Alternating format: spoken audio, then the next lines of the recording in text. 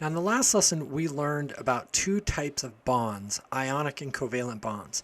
And in this lesson, one of our main goals is to review that and to be able to distinguish between ionic and covalent compounds. But the other thing we're going to do in this lesson is just to be able to distinguish between elements and compounds and make sure that we're feeling comfortable with that.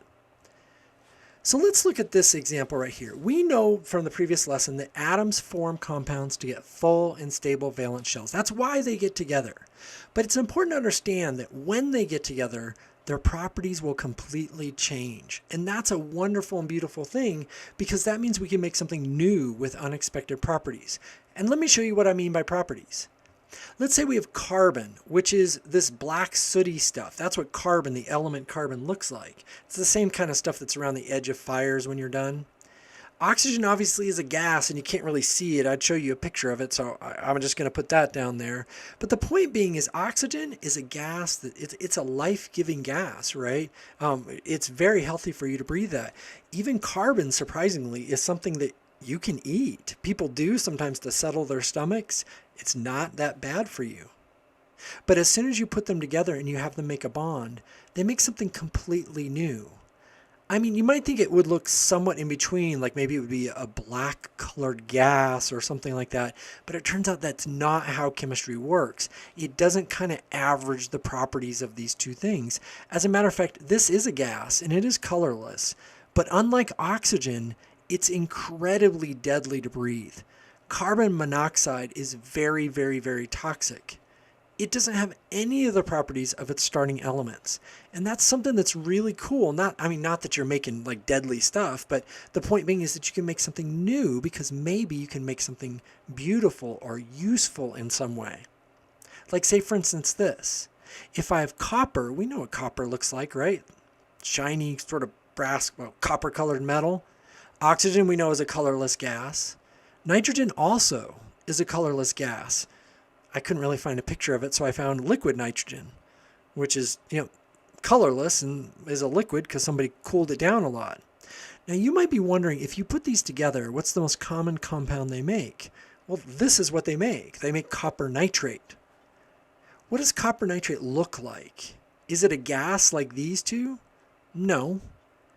It's a solid more like copper, but is it copper in color?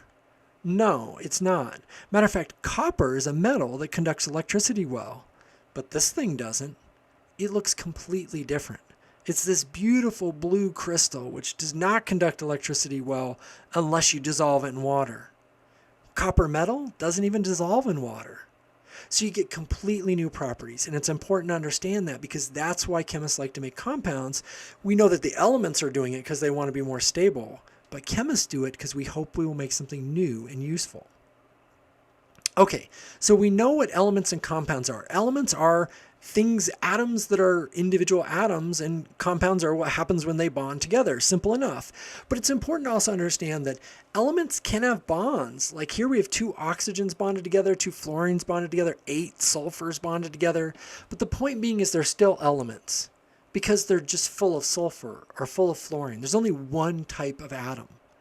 So an element can have bonds, but it's got to be made up of one type of atom. Now, of the compounds, if we were to look at compounds, of course, we started looking at in the previous lesson, what's an ionic compound and what's a covalent compound? And you remember that ionic compounds form between metals and nonmetals. In other words, for ionic, you have to have something from this side of the table and something from that side of the table. I think of our 4 compounds up here, since we're about to practice this a lot, I'll help you with the answer. If I were to look at which of these are ionic, I think this one is because lithium is right here and nitrogen is right there. Magnesium also is ionic because magnesium is a metal, and sulfur and oxygen are nonmetals. So if you have one from each side, that's ionic. Covalent compounds, all the elements have to come from up here in the nonmetal area. Look there, for CO2, carbon is right here and oxygen's right there. For PF3, phosphorus is right there and fluorine is right there. So in a covalent compound, everything will come from the nonmetals. Okay, let's practice this a little bit. I want to know with each one of the compounds, is it an element, ionic compound, or covalent compound? Well, in this first case, it's definitely not an element. It's a compound because it's made of two different types of atoms. But is it ionic or covalent? Well, when I look at it, copper is right here and sulfur is right there. It's one from each side. I think it's ionic because ionic is between a metal and a nonmetal. If we look at this one, aluminum nitrate, is it an element, ionic compound, or covalent compound? I think it's an ionic compound. Why? Because it has a metal, aluminum, and a couple of nonmetals. If you have a mixture of metals and nonmetals, it's ionic. This one is definitely ionic, but what I want to know is, what's the metal in this compound? If you said sodium, you're right. It's ionic because it has sodium, which is a metal, and the other two elements, sulfur and oxygen, are nonmetals. Is this one an element, ionic compound, or covalent compound? It's just an element because it's made up of one type of atom. Gold, by the way. This one an element, ionic compound, or covalent compound? Well, it has magnesium on this side and chlorine and oxygen on the other. If you have one from a metal and nonmetal, it's ionic. What about this one? It's covalent because selenium is a nonmetal and iodine is a nonmetal. Two nonmetals, it's covalent. What about this one? Element, ionic compound, or covalent compound? It's an element because it's just silicon by itself. I mean, there are probably millions and millions and billions of atoms, but they're all silicon atoms. What about this one? Element, ionic compound, or covalent compound? Strontium is right here. It's a metal. And carbon, hydrogen, and oxygen are all nonmetals. It has a mixture, so therefore it's ionic. What about this one? It is definitely covalent because we have carbon and bromine, both nonmetals. It's got to be covalent. What about this one? It's an element. It's just rubidium atoms, all the same type of atom, so it's an element. What about this one? It's covalent because nitrogen is a nonmetal and hydrogen is a nonmetal. This is the only nonmetal on the metal side. A little tricky. Definitely covalent. What about this one? Ionic. It has a metal, potassium, and NO3, which is a nonmetal. What about this one?